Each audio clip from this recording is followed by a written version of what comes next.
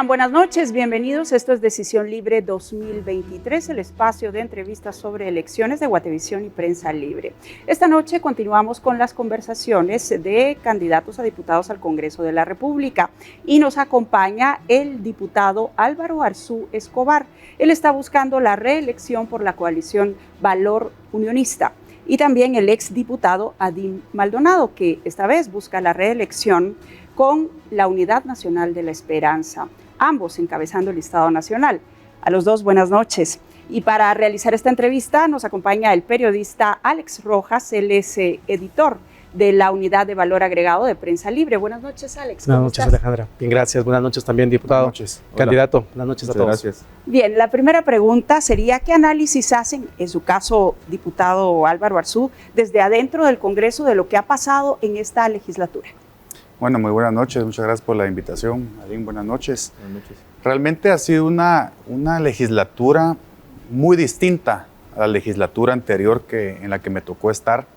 Obviamente este periodo legislativo comenzó con la pandemia, cosa que obviamente alteró todo ese año legislativo, sobre todo por el tipo de leyes que se estaban aprobando en ese momento, que en su gran mayoría eran estados de calamidad o eran préstamos para hacer programas sociales para ayudar a la gente que no podía trabajar o que sus negocios estaban en peligro.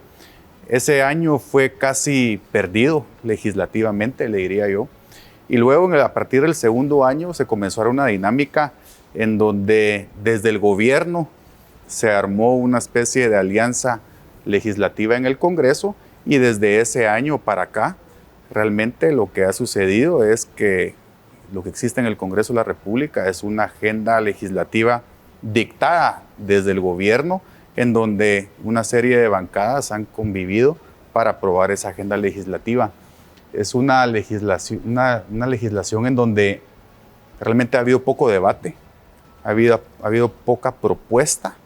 Realmente creo que ha dejado mucho que desear la forma en la que se ha llevado el Congreso de la República, porque no han habido iniciativas realmente importantes, digamos, han habido buenas, pero realmente importantes que resuelvan problemas de fondo, que transformen la administración pública. Ha habido muy poco de eso.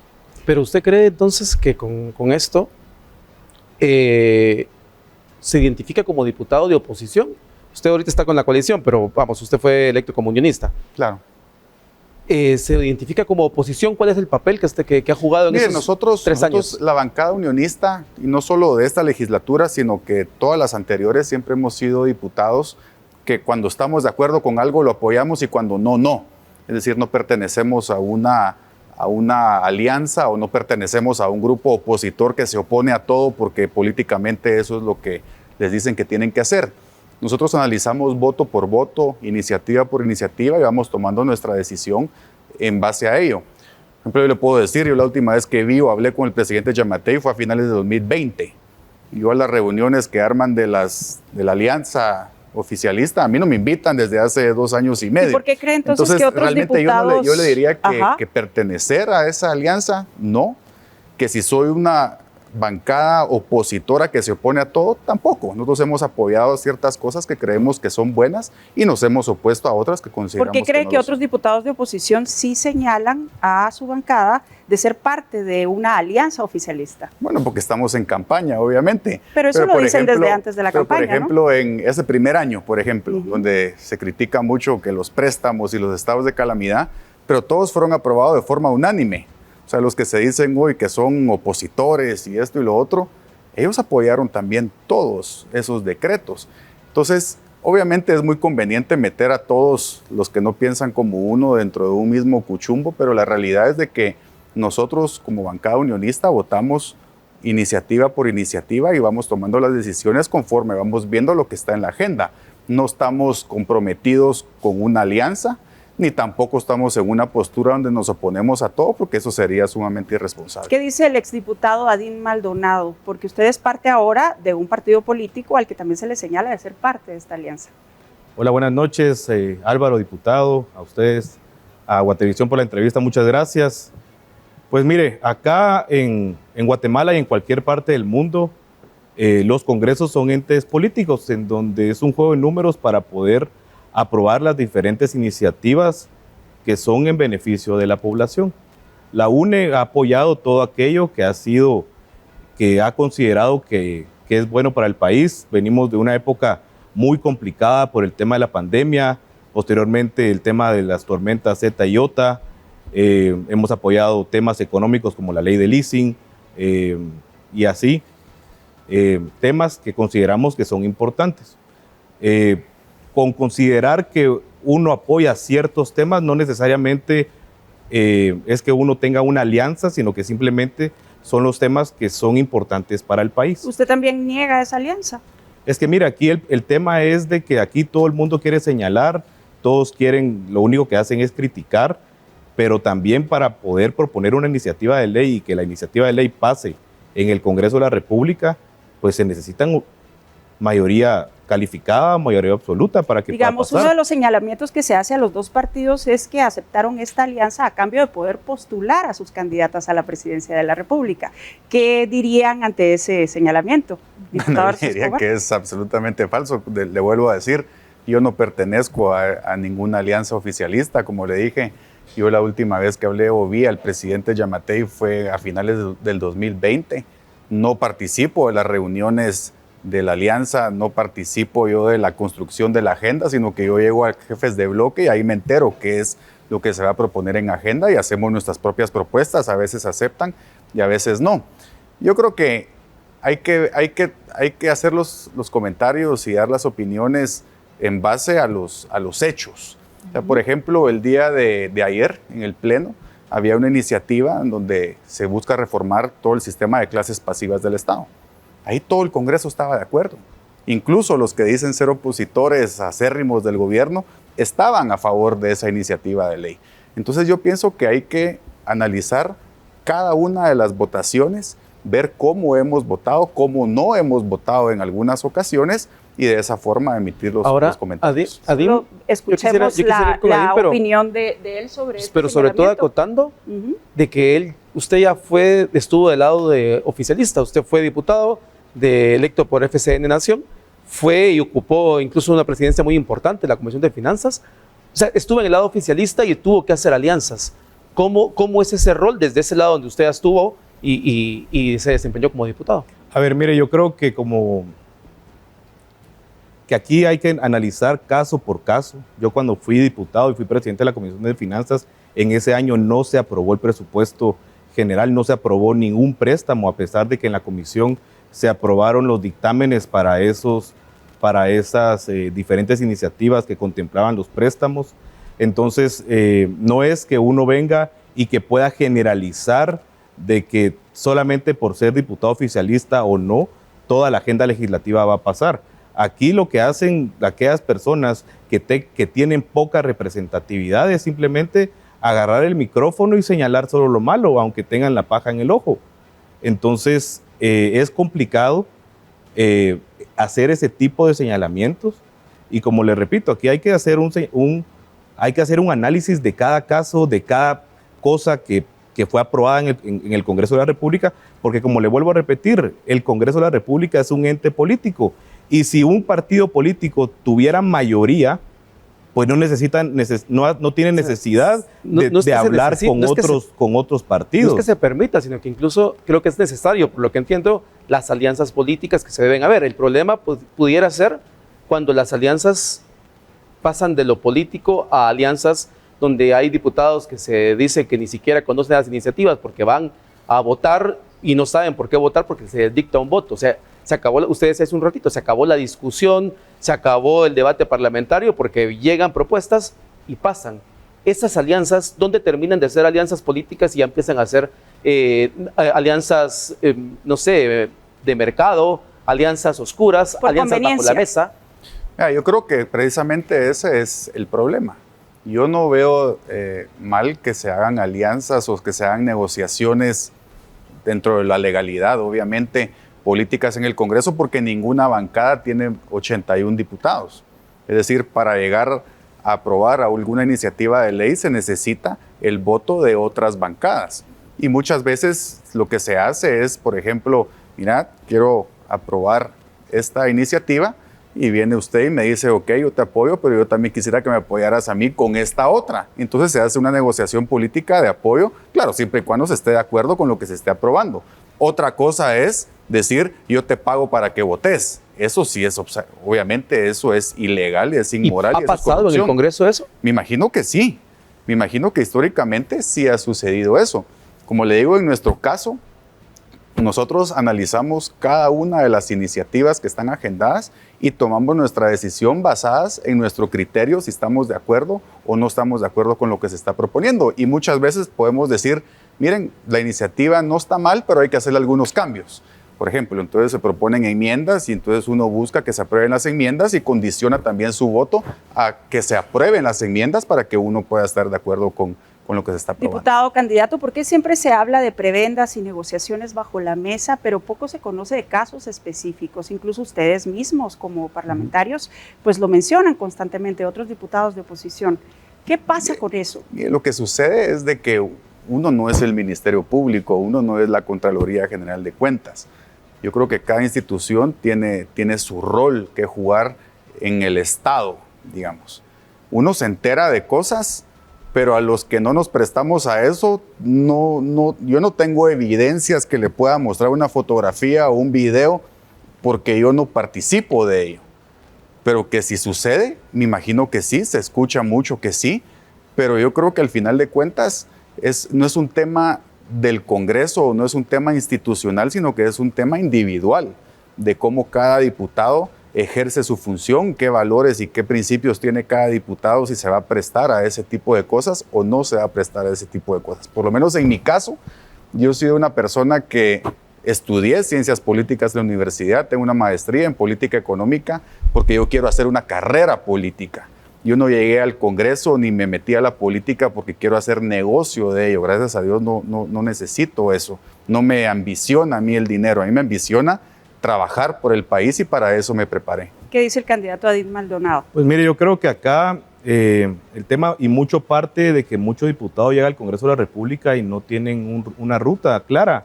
No saben ni siquiera cómo funciona el Congreso de la República, no saben ni siquiera cuáles son sus funciones parlamentarias, qué derechos tiene, qué obligaciones tiene.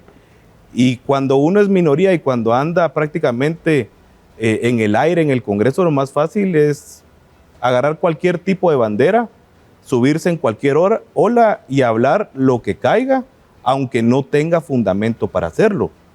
Entonces yo creo que acá también es un llamado también a la reflexión para muchos diputados. Y si una persona tiene pruebas, si una persona considera que algún diputado, alguna persona que trabaje en el organismo legislativo ha cometido algún tipo de delito, pues ahí están las instancias correspondientes para que se puedan dilucidar. Pero yo creo que muchas veces, aún siendo alguna iniciativa importante para el país, aún siendo de trascendencia, hay diputados que simplemente agarran la bandera aunque el beneficio vaya a ser bueno, y se agarran de eso sin tener pruebas. Entonces yo creo que acá el futuro y la próxima legislatura tienen una gran responsabilidad de realmente tomar mayor seriedad en la labor legislativa. En el año 2016 se aprobaron diferentes iniciativas de ley y entre las cuales se modificó la ley orgánica del Congreso. Y yo me recuerdo que en aquel entonces se le agregó un delito a aquellos funcionarios que no asistieran al Congreso de la República. Yo como diputado planteé una inconstitucionalidad en ese tema porque era totalmente ilegal. La Corte de Constitucionalidad dio con lugar esa inconstitucionalidad y votaron y declararon inconstitucional el delito que estaba incluido en la ley orgánica del Congreso.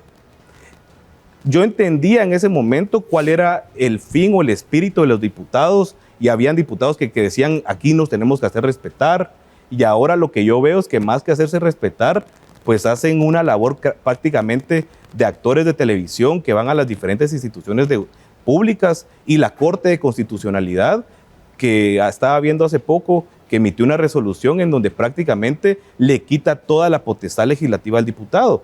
Entonces acá lo que necesitamos realmente es ordenar el Congreso, volver a analizar las diferentes reformas que se hicieron a la ley orgánica del Congreso para darle mayor seriedad al diputado, mayores herramientas de fiscalización y obligar al funcionario público a que asista a las diferentes citaciones al Congreso. En esa línea, yo creo que se debería ustedes han de estar conscientes que el Congreso es una de las instituciones del Estado que más desgaste tiene y las que más críticas recibe también de parte de la población, el electorado en este momento que ustedes están buscando el voto.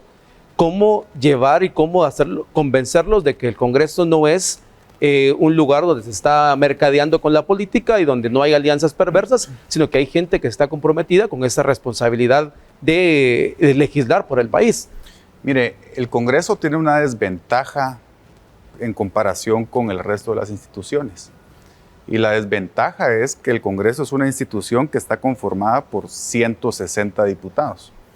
Y lo que sucede muchas veces es que se le juzga a toda la institución por la actuación de 1, 2, 3, 5 o 10 diputados. Y yo creo que lo importante para la ciudadanía es no juzgar al Congreso como institución, sino que juzgar a los diputados en lo individual. ¿Cuál es el comportamiento de cada uno de los diputados? ¿Llegan o no llegan a trabajar? ¿Debería reducirse el número de diputados a propósito Posiblemente de ese comentario? sí. ¿Usted estaría de acuerdo? Posiblemente sí se debería de reducir, pero más que reducirlo, yo creo que lo importante sería en todo caso cambiar la forma en que elegimos a los diputados. Y hoy por hoy todos lo Pero sabemos. no hubo voluntad para una reforma de la ley electoral en este... Estoy de acuerdo con usted y le voy a contar. Desde el año 2020, por 2 meses, en época de pandemia, nos estuvimos reuniendo alrededor de 12 jefes de bloque precisamente para hacer un proyecto de ley que reformara la ley electoral. Sin embargo, de parte del Ejecutivo y de la bancada oficial no hubo la voluntad de que se entrara a discutir y a votar una reforma a la ley electoral. Porque recordemos que la ley electoral es una ley de rango constitucional. Es decir, no es una ley que pudiera salir yo con una iniciativa y buscar que se apruebe. Lo pudiera hacer, pero no se va a aprobar, porque es una ley tan importante que tiene un proceso distinto de aprobación. Tiene que tener un dictamen de la Corte de Constitucionalidad. Se necesitan 107 votos para que se apruebe. Tiene que haber un consenso, o hasta donde se pueda tener consenso dentro del Congreso para que se reforme esa ley. ¿Qué dice el candidato Adín Maldonado? ¿Debe reducirse el número de diputados? Pues mire, yo creo que la ley electoral, así como quedó clara. Hoy no pueden haber más de 160 diputados. Se cambió en aquel entonces erróneamente a mi punto de vista, pero ese era el clamor popular del 2016, ponerle un tope al número de diputados, a pesar de que la Constitución dice que tiene que ser proporcional a la población, pero la Corte de Constitucionalidad de su momento emitió el dictamen diciendo de que era constitucional la forma en que la legislatura anterior había emitido el dictamen. Entonces fue aprobada porque para reformar la ley electoral tiene que ir a la Corte. Y cuando regresó y con el ánimo de cumplir las exigencias que en aquel momento se estaban planteando, que era ponerle un límite al número de diputados, pues se aprobó. Pero acá considero que hay que subir la cantidad de habitantes por diputado.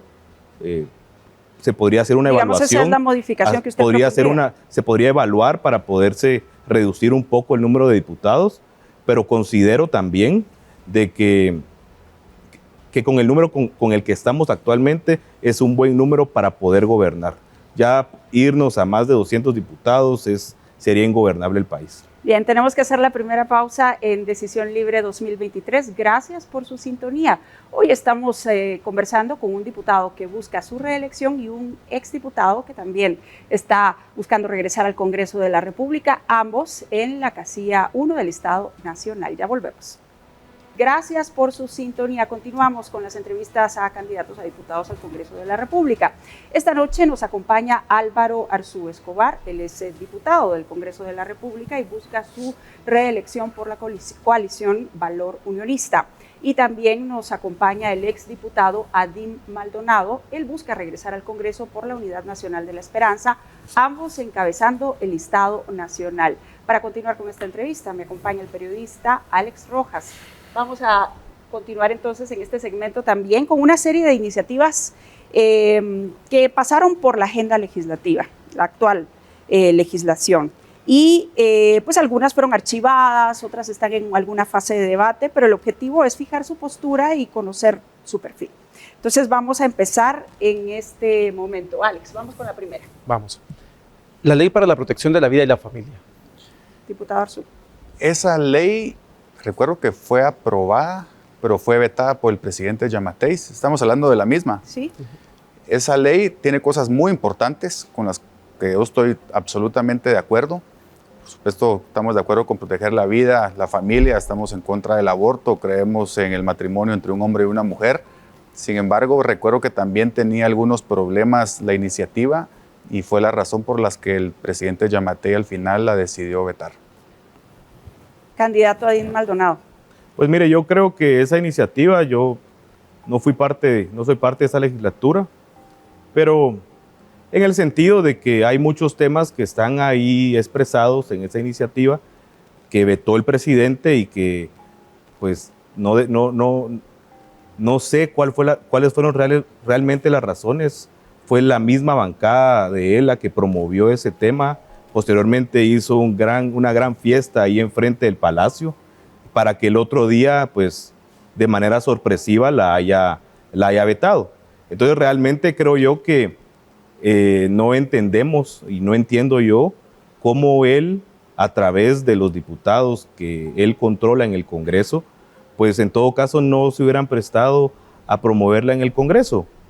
Vamos a pedir respuestas más breves para poder avanzar con las otras iniciativas. Y básicamente considero que hay muchos temas que ahí están expresados, que ya están en la Constitución, redundan mucho en relación al tema de la vida, en tema de la familia. Esos son valores que ya están en los primeros 44 artículos de la Constitución ampliamente desarrollados. ¿Usted cree que no es necesaria entonces? Pues mire, yo creo que Guatemala es un país donde hay mucha gente creyente en Dios, creyente en la familia y creyente en los valores, y que a raíz de eso, pues los que en su momento fueron constituyentes, pues lo expresaron en los diferentes artículos. En las diferentes instancias. Bien, vamos con la ley de vacunación. Le pido respuesta rápida.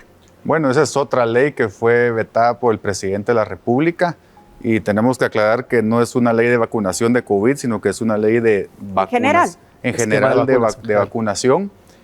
Más que la ley, me preocupa que tengo algunos datos recientes en donde la vacunación hace 5 años estaba a nivel nacional estaba arriba del 95% y hoy la vacunación a nivel nacional está por debajo del 40%.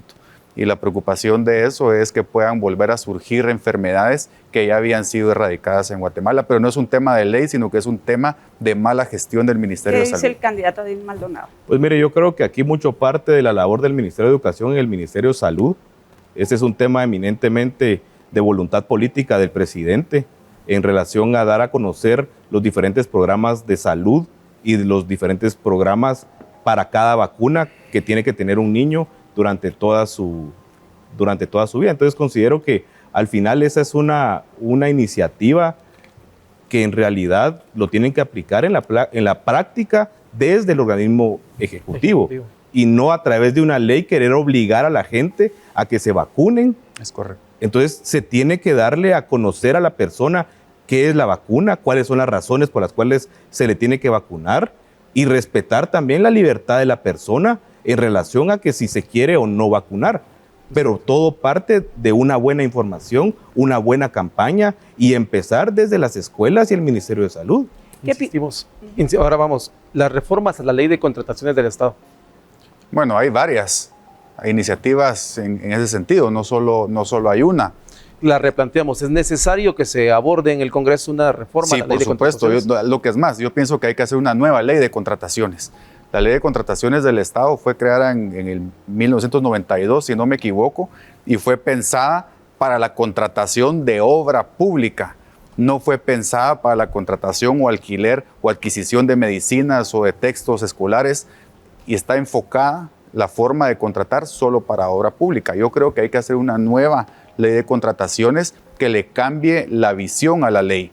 Hoy la ley ha tenido más de 30 reformas. Es decir, es una ley que es un Frankenstein que está ya muy parchada y que ya perdió su esencia de lo que realmente era. Yo creo que una ley de contrataciones debe de facilitar el gasto público con transparencia de auditoría, por supuesto, y rendición de cuentas, pero debe de ser eficiente y ágil la ejecución de la obra pública. Y hoy lo que tenemos por tantos parches que se le han hecho a esa ley es que se vuelve muy engorroso todo el proceso de contratación o de adquisiciones del Estado, que al final se presta a corrupción.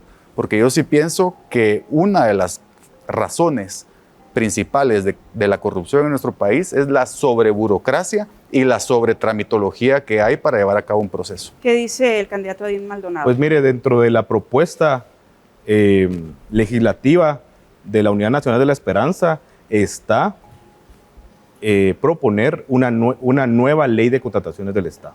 Es necesario, se tiene que hacer, nosotros vamos a tener los votos para poderlo hacer y vamos a poderle dar viabilidad a todas las instituciones de gobierno.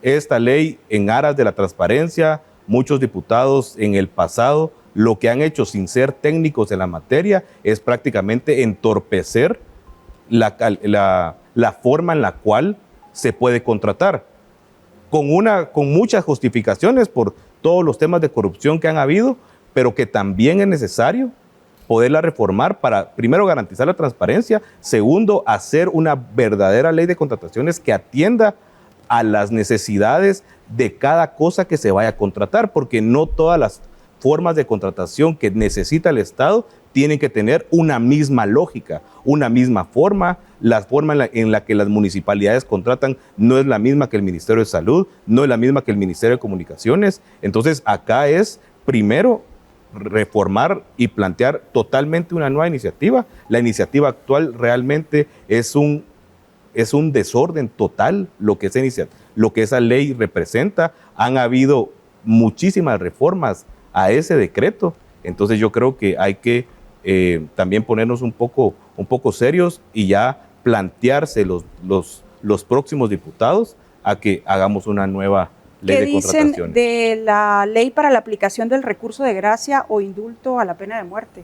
Bueno, nosotros como bancada unionista y conjuntamente con la bancada Valor somos de los mayores proponentes de que se vuelva a aplicar la pena de muerte en nuestro país, que hay que decirlo, está vigente. Según la Constitución de Guatemala, la pena de muerte está vigente. Lo que sucede es que hace varios años en el Congreso se derogó la ley del indulto o el recurso de gracia, se le puede llamar de cualquiera de las dos maneras, y en el año 2016 la Corte de Constitucionalidad declaró inconstitucionales ciertos párrafos de algunos artículos del Código Penal que eran los delitos a los que se les podía aplicar la pena de muerte. Hoy por hoy en el Congreso ya estamos por llegar a la tercera lectura del restablecimiento del recurso de gracia o el indulto, y lo que hemos hecho es que no solo vamos a aprobar esa iniciativa de ley, sino que ya hemos trabajado unas enmiendas para que se vuelvan a restituir los delitos que la Corte de Constitucionalidad derogó. Y la forma en la que se están restituyendo esos delitos es con el mismo texto que tenían en el Código Penal antes de que entrara en vigencia el Pacto de San José. Es decir, estamos a una semana de que si el Congreso de la República el próximo miércoles agenda esa iniciativa de ley con esas enmiendas, en Guatemala se pudiera volver a aplicar la pena de muerte. ¿Qué dice el candidato Adín Maldonado? ¿Cuál es la postura de ustedes? Pues mire, a mí me parece realmente, primero, desastroso que querramos pues decirle a la población que aplicando la pena de muerte vamos a arreglar la inseguridad de este país. La inseguridad de este país no se arregla de esa forma. En el año 2000, cuando Efraín Ríos Montt era presidente del Congreso, se derogó el procedimiento del indulto y sus razones políticas habían en aquel entonces.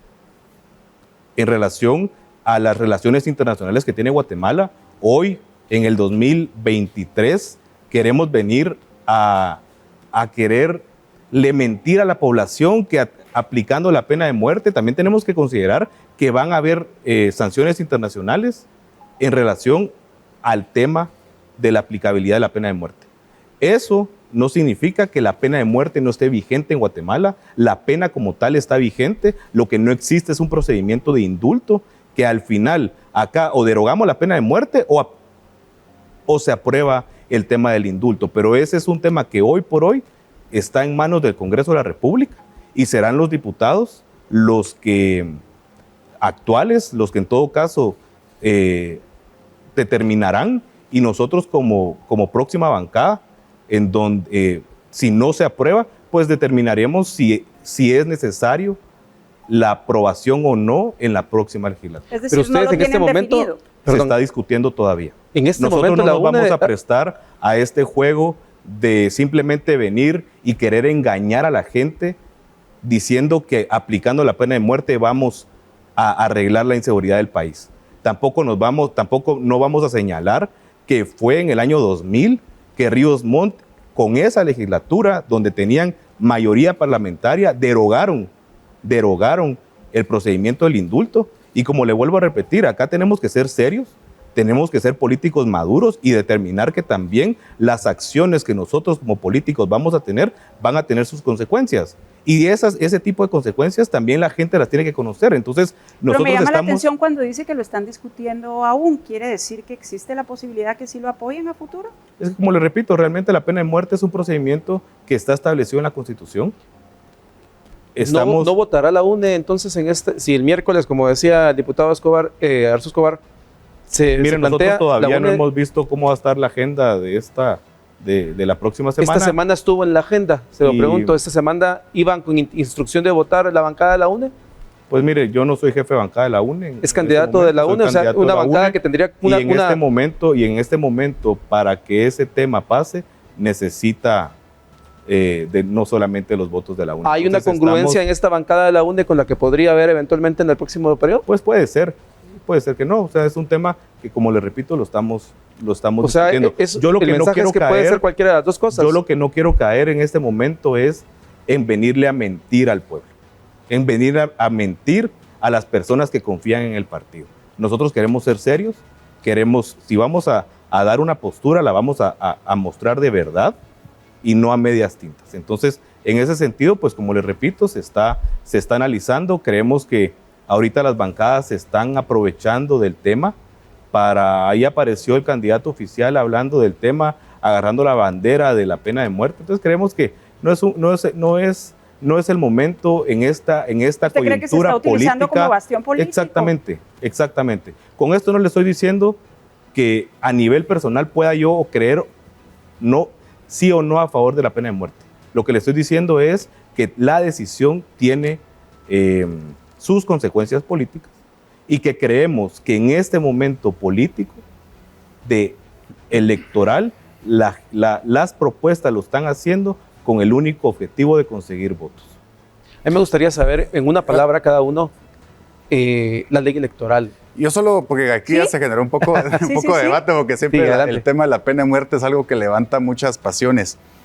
Primero tenemos que decir que todas las encuestas nos dicen que el 85% o más de la población está en favor de la aplicación de la pena de muerte. Es decir, es una necesidad, es una solicitud de la población y es una necesidad sentida de la población el hecho de que se tenga que aplicar la pena de muerte. Segundo, está vigente, como ya lo hemos dicho, y solo hay dos opciones. O se deroga, que el Congreso de la República puede derogar la pena de muerte, o se legisla para que se pueda aplicar. El problema es que tampoco han presentado ninguna bancada una iniciativa para que se derogue la pena de muerte en el país. Y yo sí quiero recordar que durante el gobierno de la UNE con el presidente Álvaro Colón, el Congreso de la República sí aprobó en 2 ocasiones la restitución del indulto y el presidente Colón en esa ocasión 2 veces la vetó. Entonces yo creo que podemos saber más o menos por qué línea va a ir. Ajá. Ahora, lo que sí creo que es importante decir es que esto, yo no lo estoy diciendo, ni el Partido Unionista, ni el Partido Valor, ni nuestra candidata Suri Ríos está diciendo que con la aplicación de la pena de muerte se van a resolver todos los problemas de inseguridad del país. La pena de muerte es solamente una herramienta más que puede ser utilizada en el combate a la delincuencia que inhiba sobre todo a las personas que van a cometer crímenes atroces en contra de otras personas, o niños o mujeres sobre todo, que no lo hagan. Pero yo quiero hacer una pregunta antes de ir a la pausa y brevemente, tomando en cuenta que es un ofrecimiento de campaña de su candidata, si no pasa actualmente, ¿usted cree que lo van a lograr en la siguiente legislatura? Por supuesto. Es que mire, esto para nosotros no es un tema electoral. Yo fui ponente de una iniciativa de ley para restituir el recurso de gracia en el año 2016, en el primer año de legislatura. Pero si no se logra, entonces, si no logran el apoyo si no lo del logramos Congreso, en esta legislatura, lo intentaremos en la siguiente, y con la mayoría de diputados que vamos a tener, estamos convencidos, vamos a restituir la pena de muerte. No es un ofrecimiento. Y yo no creo que vayan a haber consecuencias internacionales, porque hoy está vigente la pena de muerte. Y el Pacto de San José en ningún momento nos dice que quienes firmen el Pacto de San José no pueden aplicar la pena de muerte. Digamos, es un ofrecimiento que se está realizando en la campaña que no están seguros de cumplir. No, ya lo estamos haciendo, porque nosotros hemos sido en las últimas 3 semanas las bancadas que más hemos solicitado y hemos impulsado que se legisle el recurso de gracia y que se restituyan los delitos. De hecho, nosotros hicimos las enmiendas que ya le presentamos a todos los jefes de bloque para que el día miércoles, si vuelve a ser agendada, se pueda aprobar. Pero todavía no es un hecho. Tengo que ir a la pausa, pero ya volvemos con más. Esto es Decisión Libre 2023. Hoy nos acompaña el diputado Álvaro Arzú Escobar, que él se está postulando para la reelección de la coalición Valor Unionista, y también el candidato a diputado por la Unidad Nacional de la Esperanza, Adín Maldonado. Ya volvemos. De regreso en Decisión Libre 2023, hoy nos acompaña el diputado Álvaro Arzú Escobar de la coalición Valor Unionista, que está buscando su reelección, y también el candidato a diputado por la Unidad Nacional de la Esperanza, Adín Maldonado. Alex Rojas, periodista, me acompaña para realizar esta entrevista. Rápidamente, para concluir el programa, señores, quiero preguntarles cuál es la propuesta, por qué la ciudadanía debe confiar en ustedes y emitir su voto para favorecerlos. Señor Adín Maldonado, usted quiere regresar al Congreso. Cuéntenos, ¿cuál es su propuesta? Bueno, muchas gracias. Básicamente nosotros estamos conscientes que el mayor problema de este país es económico. La gente no tiene para comer, la gente le está costando abrir sus negocios, y el principal problema que la gente tiene cuando abre un negocio o cuando viven en las diferentes colonias es la extorsión. Está comprobado que el 70% de las extorsiones salen de las cárceles. En el año 2014, el decreto 2014, 12-2014, que aprobó el Congreso de la República, se vio el tema de los bloqueadores de señal, pero esa iniciativa no tiene nada que ver con los temas de los bloqueos de señal en las cárceles.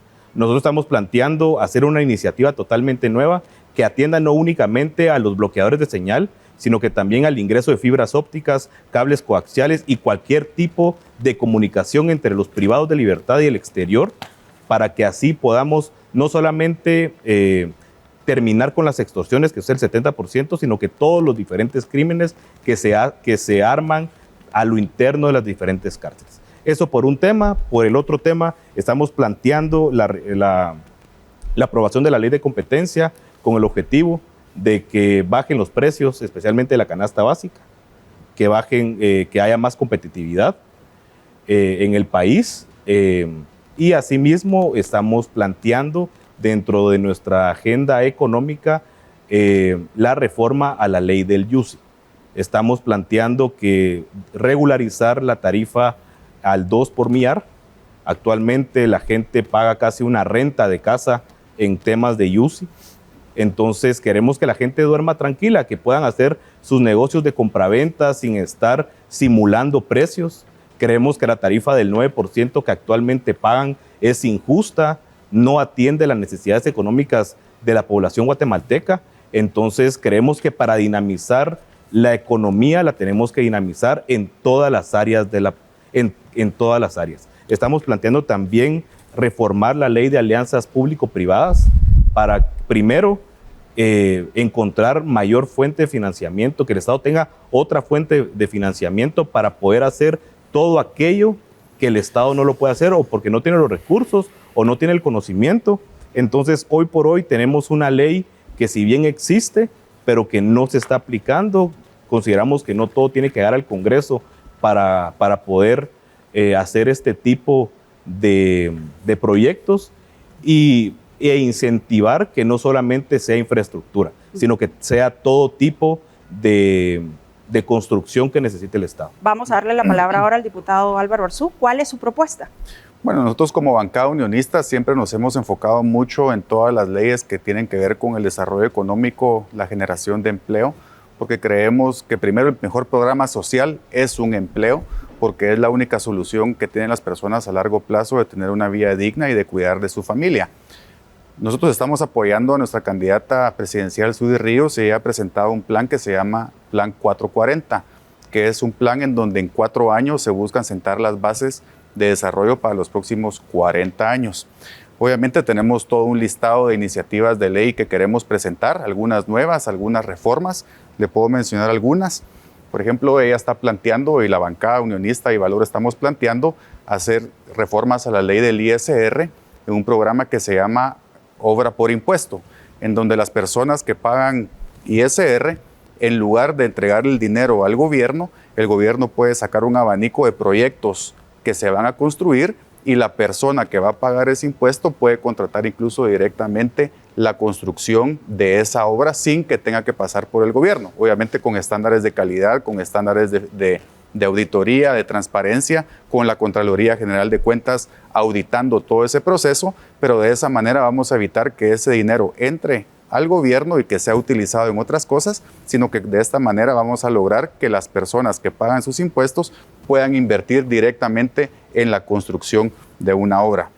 Otra propuesta que no vamos a esperar a la próxima legislatura a que se apruebe, sino que la vamos a presentar de una vez la otra semana, es la erogación del impuesto de solidaridad, que fue un impuesto temporal que surgió precisamente en el gobierno de la UNE, que era un impuesto que tenía que ser temporal, pero que como sucede en Guatemala, muchas veces las cosas temporales se terminan volviendo permanentes y hoy por hoy es un impuesto que al sector privado, a los empresarios medianos y grandes, les hace una carga sumamente difícil y dura y creemos que el gobierno en este momento, la recaudación de impuestos está muy bien, van a recaudar alrededor de 10,000 millones de quetzales más de lo que estaba estimado por la SAT, por lo que derogar este impuesto no solo va a generar incentivos al sector privado para que inviertan y produzcan más empleos, y tampoco va a ser una carga importante al Estado de Guatemala.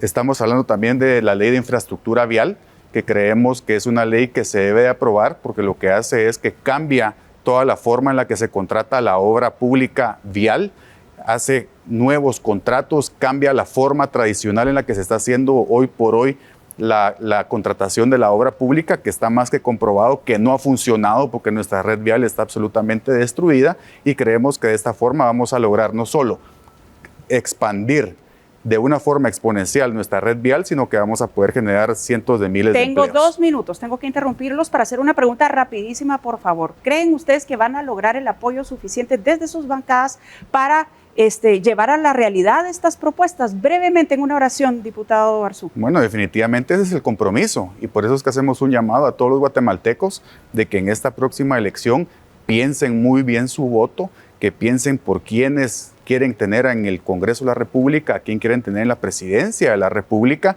y que es sumamente importante que tanto el Ejecutivo como el Legislativo trabajen de forma conjunta, no supeditado uno del otro, porque eso está prohibido por la Constitución y somos organismos independientes, pero sí es muy importante que las bancadas cuenten con un número grande de diputados para poder implementar estas agendas. ¿Qué dice el exdiputado Adín Maldonado? Pues mire, yo le diría que nosotros estamos seguros que vamos a lograr el apoyo de la población. La población sabe que con la Unidad Nacional de la Esperanza los programas sociales van a regresar. Nosotros como diputados vamos a viabilizar el presupuesto para que esto ocurra, que la bolsa de alimentos regrese a los hogares de los guatemaltecos, Mi Familia Progresa, el bono y los diferentes bonos, y con eso, aunado a eso, el plan económico que tiene el plan de gobierno de la UNE. Entonces, o sea, la respuesta es que sí creen que van totalmente, nosotros tenemos la organización territorial, la gente sabe que con la UNE lo que nosotros estamos diciendo lo vamos a cumplir